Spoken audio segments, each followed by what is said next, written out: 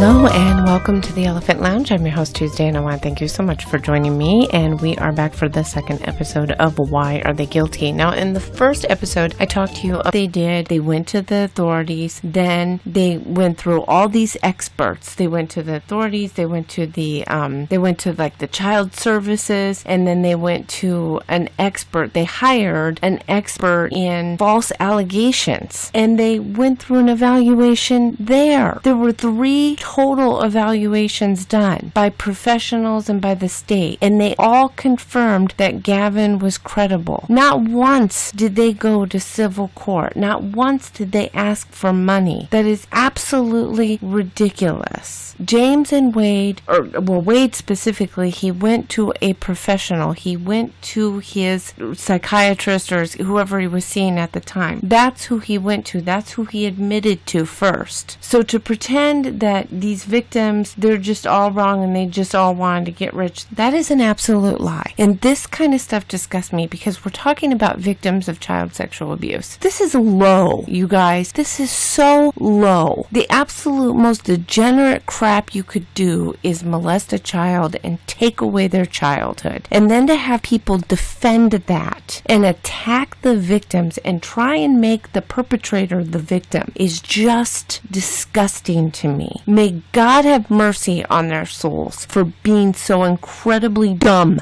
Did you attend the memorial service for Michael Jackson at the Staples Center? Yeah.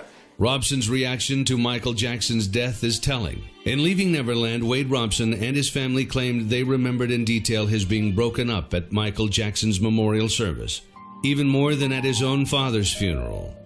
It's obviously intended for drama, but just a few months before the HBO cameras rolled, in his 2016 deposition, Wade Robson casts doubts on that version. It also showed he was still annoyed he wasn't invited to a private service for family and close friends. Did you cry at the memorial service at the Staples Center?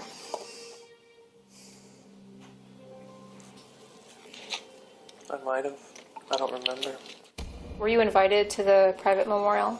I don't believe so. Were you upset that you were not invited to the private memorial? Yeah, I was hurt. Why?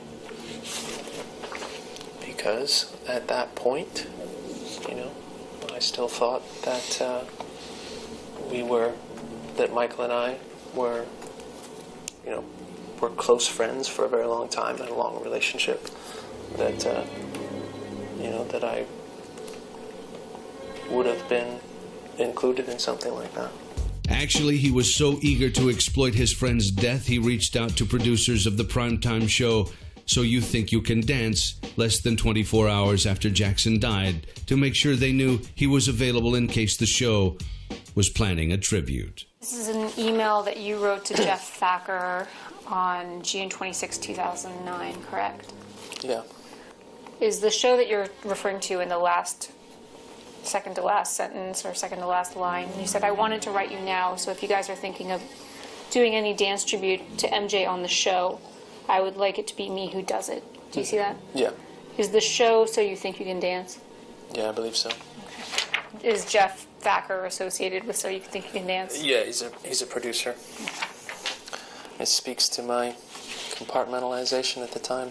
In fact, Wade Robson had nothing but wonderful things to say about Michael Jackson, both while he was living and after he died, when his career was involved. In general, with Michael, just had a wonderful relationship. I learned so much from him as an artist and as a kind human being. And it's my goal to try and just continue as much as I can in my own little world, that legacy. We talk so much about him as the pop legend, which is important, but it's nice to really remember that he was a man, that he was a father. And that's what it's really about, is a father and his children. And he's a wonderful dad. Are you still friendly with Michael? Yeah, we still talk every couple months, catch up. You do, really? Yeah. Well, what's he like? What's he like? He's a good guy. Is he a good guy? Even after Michael's death, Wade Robson had nothing but praise to offer, including these interviews prior to the emotional 2009 MTV Music Video Awards tribute to Michael Jackson, starring Michael's sister Janet. in which Wade performed as one of her dancers. There's a huge connection between Michael Jackson and MTV and really starting this real music video generation on MTV. I mean, Michael was really the king of that. So I like all of those connections, and obviously my connection with Michael and all of that coming together is kind of just one of those serendipitous things where all the elements have come together. So I'm excited for a lot of reasons to be a part of it. These are Michael's gloves from the Bad music video. Michael gave them to me when I was, I don't know, 7 or 8. He's going to be with us spiritually, but I wanted to feel something physical from him.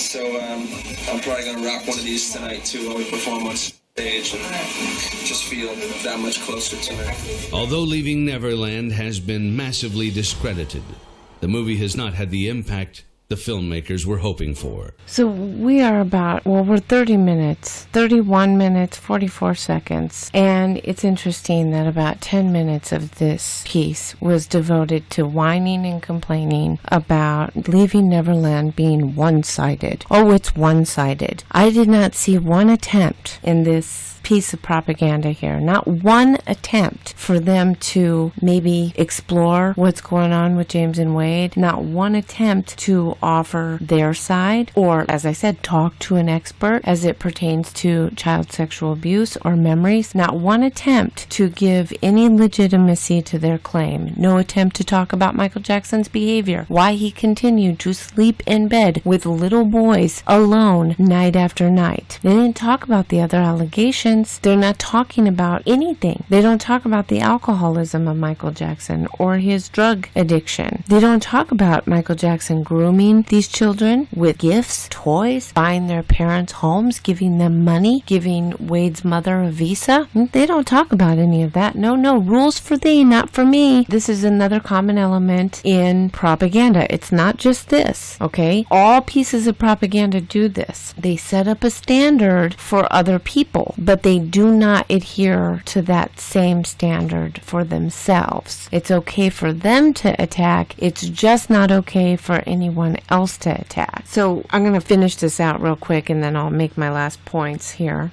I think what they were hoping for was a response akin to the Harvey Weinstein response, where all of a sudden you have another person coming out and then another person coming out and then another person, and it's just this huge snowball that keeps getting bigger and bigger, and in the end it destroys Michael Jackson. I think Dan Reed thought he was going to win a Pulitzer or something.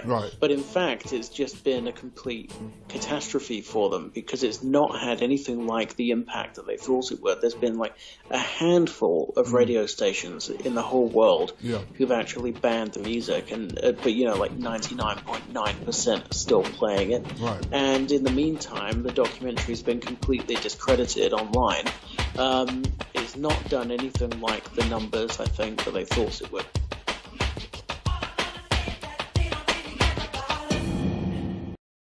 Okay, which I find just hilarious. Comparing child sexual abuse with women being sexually abused in the workplace, as they did with the Harvey Weinstein. This is pure stupidity. This is comparing apples to oranges. A grown man having a sexual interaction with a child has nothing to do with two adults. I mean, there's no comparison there. Why would you ever try to make that comparison? Unless you're trying to protect the most egregious of them all, which is an adult preying upon a child. Males are emasculated. Males are shamed. Men experience a very difficult time being victims of sexual abuse. It's very difficult for them to come forward. Saying that this isn't a good documentary, this documentary premiered in March of this year. It became the top 3. It was the 3rd most popular documentary that HBO had done in 10 years. And Lord knows how many people have watched it since it premiered. I know a lot of people that had yet to see it in June or July, I believe. They said, oh, I haven't seen that, but I want to see that. I knew quite a few people that were saying that. So I don't know what the numbers are now, but to say that this wasn't a success, I'm sorry. They've proven themselves to be delusional about a lot of things. And I think it was in the the podcast that I did with Ziggy, I talked about their GoFundMe that Taj had. I mean, that thing is nowhere near where it should be if Michael Jackson was so popular and so supported. And this is the problem that this propaganda is having. They're fighting up against something that's already been proven. It's already been proven. We know Michael Jackson was a pedophile. We know he molested James and Wade. We know he molested Jordan and Gavin. And we know he molested many other boys in between. There's no doubt about it. To try and pretend otherwise is akin to taking a square peg and trying to put it in a round hole. It's just not going to work. And that's really the problem here. You will find that this happens a lot in propaganda, which is why they leave out so much information. They didn't talk about Michael Jackson's behavior. I really want to stress that because that's a huge part of this story, is all of the characteristics of who Michael Jackson was, how he lived his life, his behaviors. None of this was addressed. Not one bit of it. Instead, what they tried to do is attack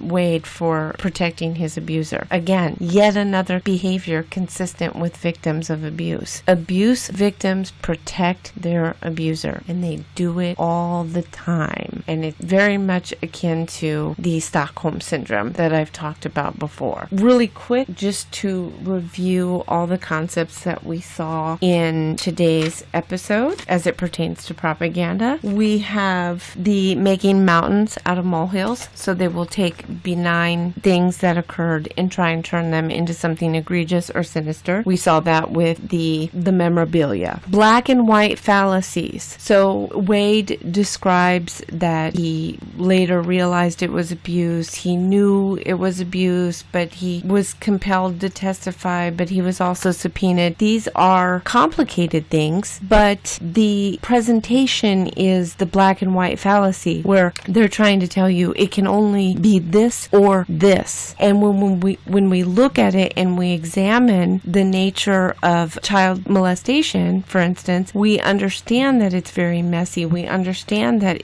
there's a lot of things going on, and we can see where all of these elements can be true at the same time, that they are not mutually exclusive. So watch for the black and white fallacy. Anytime anyone tells you it's either or, pause and think to yourself, is it really? Is it really? Can these things all be true at once? Is it really just black or white? That'll be up to you to decide. Sometimes there are black and white issues. Don't get me wrong. I don't want to make up, again, I don't want to make a black and white statement, because it's not black and white. It's not always black and white. It's just something you need to look out for. Okay, so the next thing we want to look for is, how are people counterpointing? How are people making their counterpoints? Are they attacking somebody's character? Look out for that, because if you're trying to make a point that such and such isn't true, and you're doing it by attacking a person's character, that would be a fallacy. That'd be an ad hom fallacy. If there's an argument being made, for instance, are they countering the argument with an equally skeptical argument? So watch out for he said arguments. We should probably disregard that argument altogether. So if Wade and his wife say, look, we went to see Michael Jackson, we had this dinner, this is what happened, etc., etc., and the family comes around and says, no, that happened afterwards, well, that's a he said. You're not really debunking what Wade has said, and Wade isn't really debunking what the Jackson family has said. We have to view that as a cancellation or something that they just don't agree on. That doesn't mean one has been proven to be wrong over the other. If you're going to counter an argument with something, it has to be bigger, or, it has to actually provide proof over what is being claimed. So watch out for those. Always ask, whatever's being presented, always be sure to ask, does this really matter? Let's say it's true. Assume what the person has told you is true. Does it make that much of a difference? Does it change the narrative of the story? Chances are it probably doesn't. If it does, then you can go ahead and dig a little bit deeper. But when it comes to a lot of these propaganda cases, it just doesn't matter all that much, typically. Always watch things that are flashed on the screen. Go back and pause if you can to read documents that are on the screen. We already saw, again, in this latter part of the propaganda piece, we saw an email that was flashed on the screen from Wade, and it clearly indicates that he was already hired for the job, but that he admits that he flaked out because he felt overwhelmed. Whereas what they were trying to tell us is that, oh no, he didn't even have this job. That's what they were trying to tell us, that they never even hired him. They didn't even want him. So be careful for that, because